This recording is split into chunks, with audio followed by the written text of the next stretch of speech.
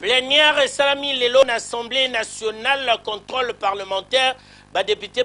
quelques ministres, Togozong et Langona Kate, journal Oyo, accident monnaie, Salama Kilobi Nabutu, Liboso, hôpital, Biamba Marie Mutombo.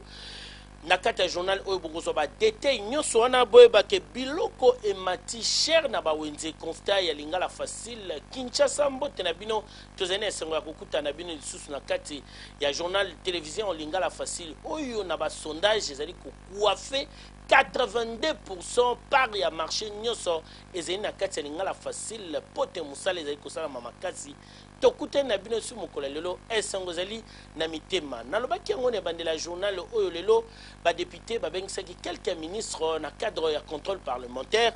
Tomonaki présence à ministre de la communication peu média Lambert Mendo Malanga, ministre de la finance Matata Pogno, ministre du budget Jean-Baptiste Ntawa, Janine Mabunda, il y a portefeuille, Célestin Bouyou, il y a hydrocarbures, il y a environnement, José Ndundu Pena, il y a recherche scientifique, et c'est qui n'a pas député koye ba